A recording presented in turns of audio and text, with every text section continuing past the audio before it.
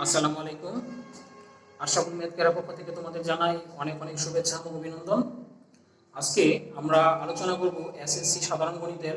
ত্রিকোণমিতিক সূত্রগুলো নিয়ে, অর্থাৎ ত্রিকোণমিতির যে ফর্মুলাগুলো আছে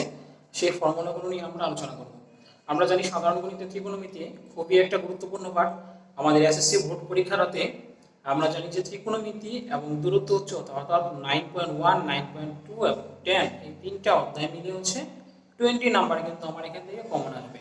অর্থাৎ ঘ বিভাগে কিন্তু আমার এই ত্রিকোণমিতিক পার্টটা খুবই ইম্পর্টেন্ট। সেখান থেকে কিন্তু আমাকে দুটো প্রশ্ন আনসার করতে হবে। সেখান থেকে কিন্তু এই ত্রিকোণমিতি থেকে দুটো প্রশ্ন আসে। অ্যান্ড আরেকটা প্রশ্ন আনসার করতে হয় আমার পরিমিতি থেকে। সেখান থেকে হচ্ছে গ বিভাগের যে পার্টটা সেখানে কিন্তু তিনটা প্রশ্ন থাকে,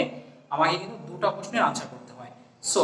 সেখানে আমার ত্রিকোণমিতি মোস্ট ইম্পর্টেন্ট একটা টপিকস। আমরা জানি ত্রিকোণমিতির মূল যে জিনিস সমস্যাটা আমরা জানি সেটা হচ্ছে সূত্র।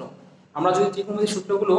ভালোভাবে মনে রাখতে পারি, আমাদের অঙ্কে কিন্তু কোনো একটা প্রবলেম হওয়ার কথা না আজকে। তাই আমি তোমাদের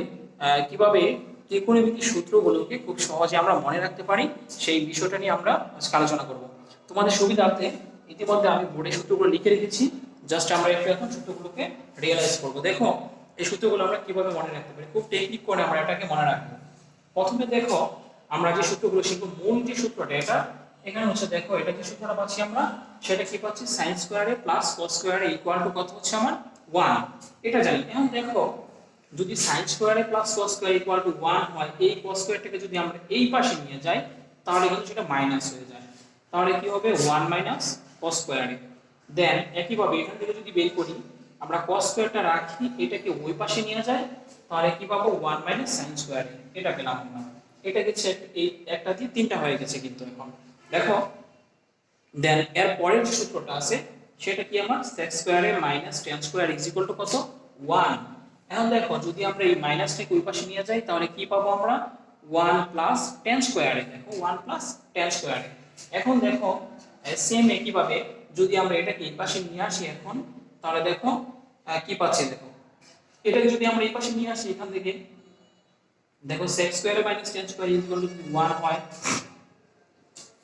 আমরা এই 1টাকে এই পাশে নিয়ে আসি, তাহলে দেখো এই পাশে নিয়ে আসলে কি পাচ্ছি আমরা sec স্কয়ার মাইনাস 1। তারপর এটা থেকে যদি আমরা বের করতে যাই তাহলে কি পাবো আমরা, দেখো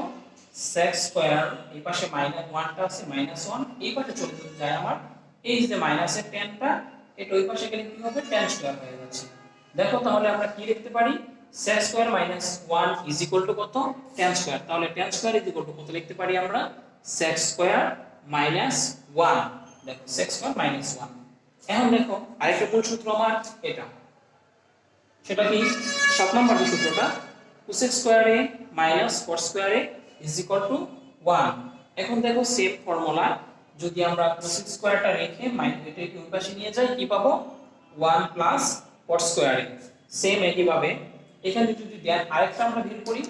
এই যেটা যদি এটাকে 1 নিয়ে যাই এই পাশে আর এটাকে ওই পাশে নিয়ে যাই পক্ষান্তর করে, তাহলে দেখো কি পাচ্ছিলাম আমরা cosec স্কয়ারে, এটা এই পাশে নিয়ে আসলে -1 ইকুয়ালস টু কত cos স্কয়ারে। দেখো তাহলে এই যে এটা পেলাম আমরা, cos স্কয়ারের পরিবর্তে আমরা কি লিখতে পারি cosec স্কয়ারে -1। দেখো তাহলে cosec স্কয়ারে -1 এটা পেলাম আমরা। দেন একই ভাবে এটা হয়ে গেছে cos স্কয়ারে cosec স্কয়ারে -1। এখন দেখো আরেকটা সূত্র আমরা শিখব tan। tan এর যে সূত্রটা sin a by cos a, এটা মুখস্থ রাখতে খুব ইজি, একবার পড়লেই পারবা sin a by cos a। এখন তো tan যদি পারি আমরা জানি tan এর বিপরীতটা কি cot, তাহলে cotটা কি হয়ে যাবে cos a by sin a। Same একই ভাবে sin এর সূত্র কি 1 by cos a cosec a, তাহলে cosecটা কি হবে 1 বাই sin a, বিপরীত শুধু উল্টে দিলেই হয়ে যাবে। এখন দেখো cosটা কি পাবো আমরা 1 বাই sec a, secটা কি হয়ে যাবে 1 বাই cos a। tan এর দেখো আরেকটা সূত্র tan সমান কি 1 বাই cot a, আর দেখো cotটা কি পাবো তাহলে 1 বাই tan a। 9.1 এর যে অধ্যায়টা আছে সেইখানে মোটামুটি ভাবে এই যে 17 পর্যন্ত অর্থাৎ 17টা সূত্র, দেখো আমি আরেকটা রিভাইজ করি এটা এইভাবে, দেখো sin square plus cos square equal to 1, sin square equal to 1 minus cos square a, cos square is equal to 1 minus sin square a, sec square minus tan square উল্টা এটা সমান কি পাবো আমরা 1,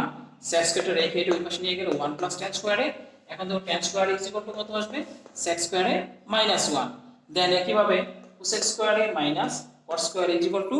1, তাহলে cosec square is equal to কত আসবে 1 plus cot স্কয়ারে cot square is equal to কত কোসেক স্কয়ারে মাইনাস 1 এন্ড দেখো tan এ tan এর সূত্রটা কি আসবে sin A by cos A cot A কি আসবে cos A by sin A sin সমান কি আসবে 1 by cosec A cosec is equal to কত আসবে 1 বাই sin এ cos সমান 1 বাই sec sec সমান 1 বাই cos অর্থাৎ বিপরীতটা tan সমান 1 বাই cot cot সমান 1 বাই tan এখন দেখো এটা গেল আমার সূত্রগুলো এখন সমকোণী ত্রিভুজের বেলায় আমাদের আরো কিছু সূত্র শিখতে হবে সেটা হচ্ছে দেখো নরমালি ভাবে যদি এটা একটা সমকোণী ত্রিভুজ হয় আমার এখানে তুমি ভালো করে খেয়াল করো সাধারণভাবে সমকোণী ত্রিভুজ বলতে কি জানি আমরা যে ত্রিভুজের একটা কোণের পরিমাণ কি থাকে 90 ডিগ্রি অর্থাৎ 90 ডিগ্রি থাকে সেটাকে কি কোণ বলা হয় সমকোণী ত্রিভুজ বলা হয় এখন দেখো এটা হচ্ছে 90 ডিগ্রি কোণ আর বাকি যে দুইটা কোণ আছে তার সমষ্টি কত হবে তার সমষ্টি হবে 90 ডিগ্রি এখন সেটা হতে পারে 30 60 অথবা হতে পারে 40 40 যে কোনো কোণ হতে পারে অর্থাৎ অর্থাৎ শর্ত কি এই দুটার পরিমাণ কত হবে আমার দুটার পরিমাণ হবে 90 ডিগ্রি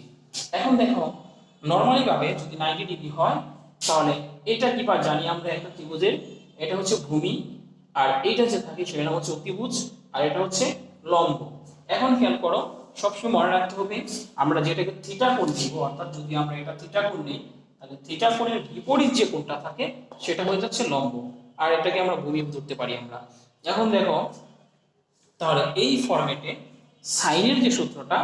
সাইনের সূত্রটা কি আসবে আমার sin θ লম্ব বাই অতিভুজ একটু ভালো করে মনে রাখতে হবে দেখো সাইন যদি আমরা জানি এই যে সূত্রের মধ্যে আমরা পড়ে আসছিলাম কি সাইনের বিপরীত সূত্রটা কি হচ্ছে কোসেক এখন দেখো তাহলে খুব সহজেই কিন্তু আমরা কোসেকটা পেয়ে যাচ্ছি এখান থেকে তাহলে কোসেকটা বলো তো কি হবে কোসেকটা হয়ে যাচ্ছে অতিভুজ বাই লম্ব এখন দেখো যদি cos বের করি আমরা cos এর সূত্রটা কি জানি আমরা ভূমি বাই অতিভুজ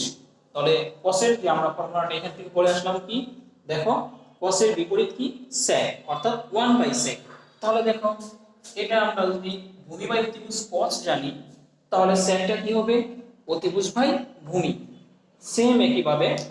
tan θ জানি আমরা কি লম্ব বাই ভূমি তাহলে বলো তো cot θ কি হবে ভূমি বাই লম্ব খুবই সহজ কিন্তু দেখো একদমই সহজ খুবই সহজভাবে তারপরে তোমাদের জন্য একটা টেকনিক এটা আছে যদি তুমি এটাকে মনে রাখতে পারো দেখো এই টেকনিকে একদম ইজি দেখো এই টেকনিকটা কিভাবে শিখতে পারি আমরা যেমন ধরো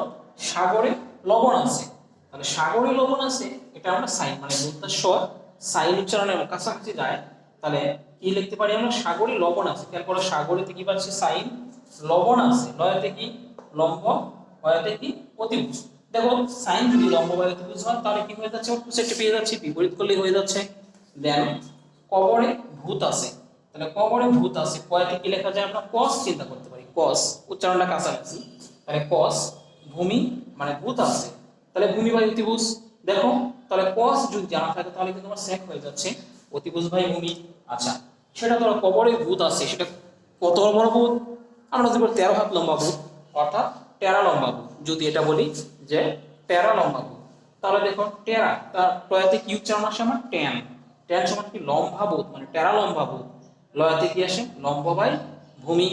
তাহলে tan যদি জানি আমরা cot তাহলে cotটা কি হবে ভূমি বাই লম্ব দেখো খুব সহজেই কিন্তু এই টেকনিকটা থেকে আমরা এই সূত্রগুলো খুব অল্প সহজেই মনে রাখতে পারি তাহলে দেখো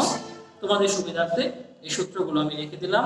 এবং আগামী পর্বে অর্থাৎ এটা পর্ব 1 আগামী পর্বে আমার বিশ্বাস থাকবে যে তোমরা সূত্রগুলো খুব ভালোভাবে আয়ত্ত করে নেবে আর আগামী পর্বে আমরা এটার ডাইরেক্ট যে সূত্র প্রয়োগগুলো আছে সেখানে ম্যাথে চলে যাব 9.1 এর যে অধ্যায়টা আছে সেটার ম্যাথগুলো আমরা আগামী ক্লাসে সলভ করব